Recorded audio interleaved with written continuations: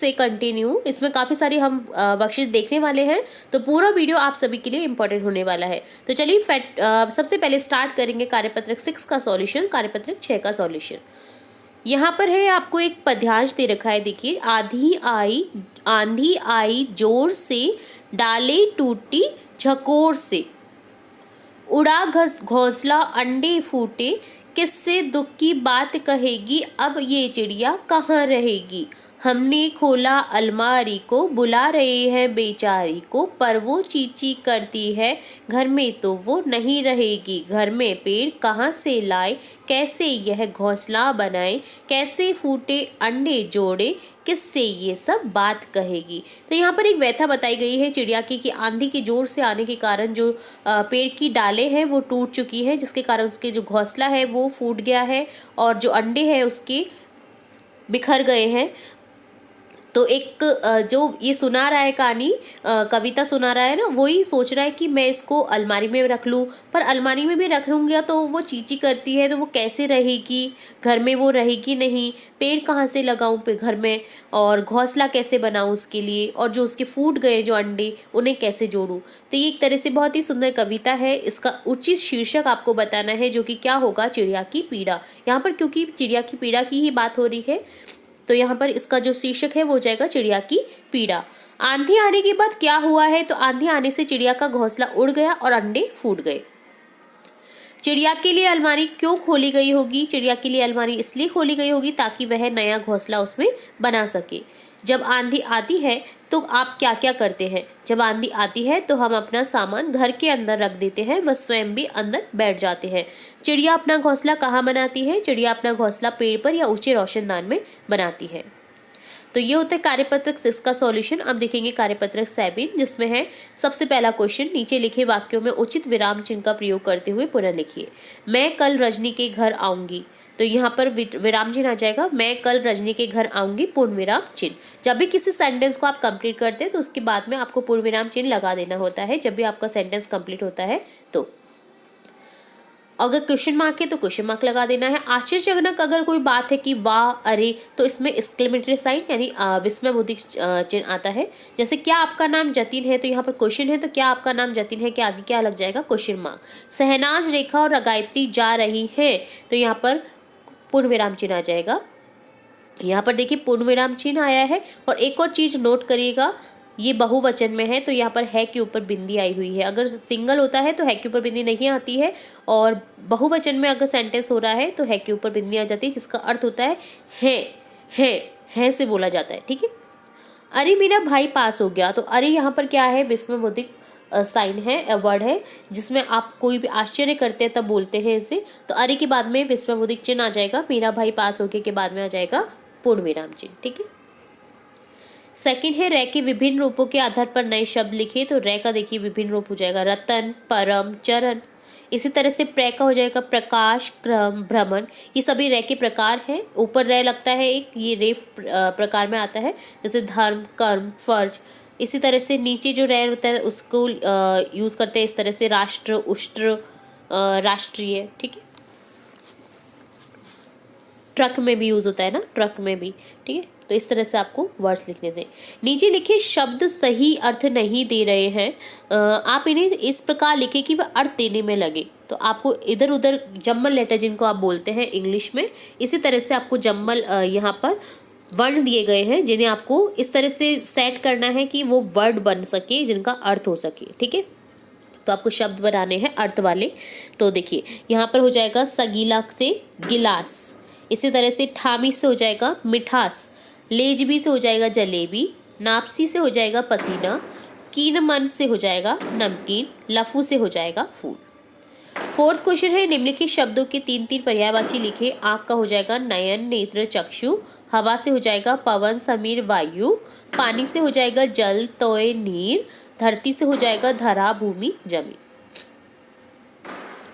Fifth question है निम्नलिखित शब्दों का प्रयोग करते हुए वाक्य लिखिए। तोता से आपको शब्द जो तोता शब्द है इससे वाक्य में प्रयोग करना है। तोता हरे रंग का पक्षी है, उसकी लौल चोंच जो है वो लाल होती है। सितार, पुष्पेंद्र को सितार बजाना आता है। किताब, सविता ने मेरी हिंदी की किताब ले ली। थाली, सब बच्चे अपनी अपनी थाली में खाना खा रहे हैं। अब बहुत सारे बच्चे हैं तो इसलिए है लगा दिया हमने और पूर्ण में नाम चुना जाएगा, ठीक है। तो इस तरह से आपको कोई भी सेंटेंस बनाना था। तो ये होता है कार्यपत्रक 7 का सॉल्यूशन। अब देखेंगे कार्यपत्रक 8, जिसमें क्वेश्चन फर्स्ट है, दिए गए शब्दों से संयुक्त व्यंजन अलग कीजिए। तो शब्दों से संयुक्त व्यंजन अलग करना है, जैसे गुस्सा से सा अलग कर रखा है, इसी तरह से अब्बा से बा, टट्टू से टू, लस्सी से सी, पक्का से का, शक्कर से कै, ध्वैस से ध्वै, सच्चा से चा, मच्छर से छ। जो संयुक्त व्यंजन है, एक से अधिक अगर व्यंजन रहते हैं आधा या पूरा, तो उनको संयुक्त व्यंजन कहते हैं, ठीक है। सेकंड क्वेश्चन है, दिए गए संयुक्ताक्षर का प्रयोग करते हुए 4 शब्द बनाए। छह, त्रै, गै, श्रय, ये सही संयुक्ताक्षर बोलते हैं इन्हें, जो हिंदी वर्णमाला में अंतिम स्तर पर आते हैं। तो देखिए, आपने देखे ही होंगे, ये श से क्षत्रिय हो जाता है, इसी तरह से शिक्षा, दीक्षा, भक्षक, इसी तरह से गै से बनाएंगे ज्ञान, विज्ञान, अज्ञानी, अज्ञात, इसी तरह से त्रै से त्रिशूल, मित्र, शत्रु, शत्रक, श्रय से बन जाएगा श्रम, श्रमिक, मिश्र, श्रेय, ठीक है।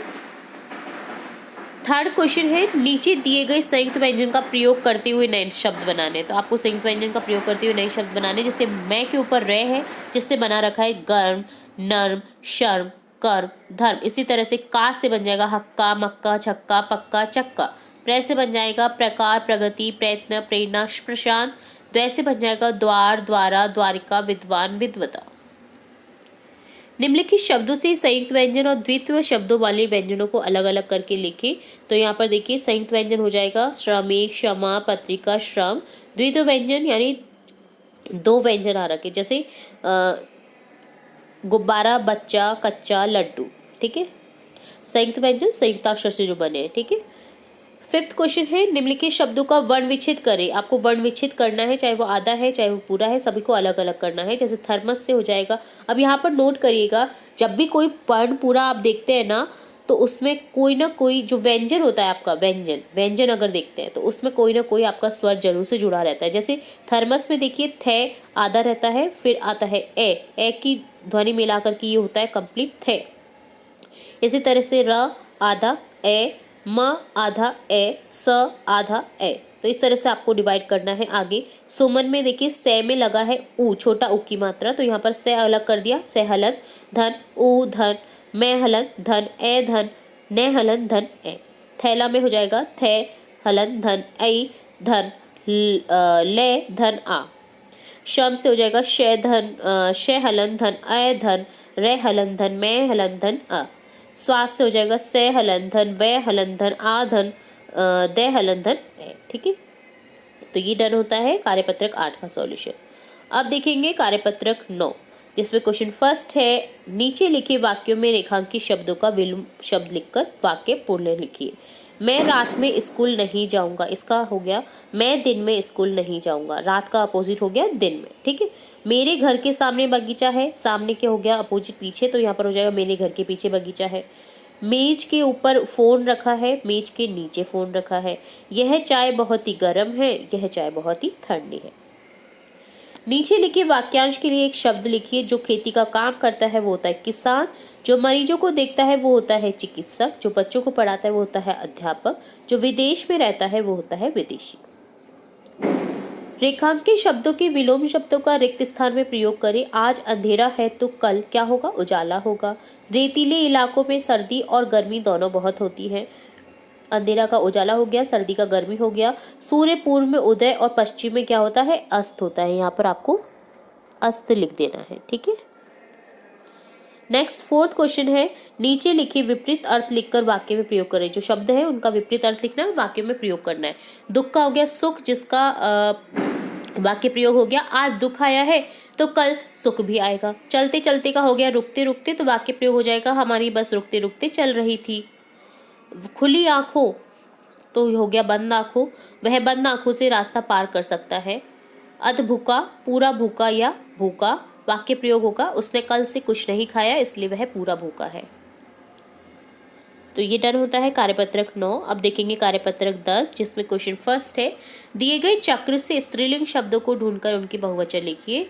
तो स्त्रीलिंग शब्द देखिए, शब्द है यहाँ पर तो देखिए यहाँ पर स्त्रीलिंग शब्द को ढूंढना है। शेरनी, चिड़िया, ऊँटनी, सेठानी, बहुवचन हो गए इनके। शेरनी का शेरनियाँ, चिड़िया का चिड़िया, ठीक है, चंद्र बिंदु लग जाएगा। ऊँटनी का ऊँटनियाँ और सेठानी का हो गया सेठानियाँ, ठीक है। सेकंड क्वेश्चन है, निम्नलिखित शब्दों की लिंग परिवर्तन कीजिए। गायक से गायिका, सेविका का सेवक, इसी तरह से बंदर का बंदरिया, ठाकुराइन का ठाकुर, नेता का नेत्री, मक्खी का मादा मक्खी, मगरमच्छ का मादा मगरमच्छ, बेटी का बेटा, नाग का नागिन, मालकिन का मालिक। कोष्टक में दिए गए विकल्पों में से सही विकल्प चुनकर वाक्य पूरा कीजिए। पिक्चर देखने जाएंगे, कौन? हम जाएंगे, ठीक है। मैं के लिए होता मैं पिक्चर देखने जाऊंगा, ठीक है। तो यहाँ पर गे आ रहा है यानी बहुवचन है, तो यहाँ पर लगा देंगे हम। पहले से अधिक खुश था, कौन खुश था? मोहन था, है ना। तो लड़की तो होगी नहीं, लड़का का होगा ना। तो यहाँ पर पुरुष के लिए होता है पुल्लिंग, तो यहाँ पर पुल्लिंग के लिए हो गया मोहन नाम। पहले से अधिक खुश थी होता तो राधा होता, ठीक है। बड़ी बहन ताना मारते हुए बोली, ठीक है, बड़ी है तो यहाँ पर भाई तो हो नहीं सकता, तो यहाँ पर होगा बहन। लौकी की सब्जी अच्छी बनती है, ठीक है, पैन की सब्जी तो बनती नहीं है, लौकी की बनती है, तो लौकी की सब्जी अच्छी बनती हो जाएगा। वाक्य को शुद्ध कर पुनः लिखिए। हम सब खाना गा रही है, हम सब खाना गा रही है, तो यहाँ पर हो जाएगा हम सब खाना खा रहे हैं। है के ऊपर चंद्र बिंदु आ जाएगा, अनुस्वार लग जाएगा और पूर्ण विराम चिन्ह आ जाएगा। खाने को खाया जाता है, गाने को गाया जाता है, तो यहाँ पर गलत है, तो यहाँ पर हो जाएगा खाना खा रहे हैं।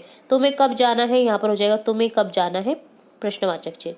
वे बीकानेर गया, तो यहाँ पर हो जाएगा वह बीकानेर गया, पूर्ण विराम। तो इस तरह से डन होता है कार्यपत्रक 10 का सॉल्यूशन। तो यहाँ पर हमने देखा कार्यपत्रक 10, 9, 8, 7 और 6।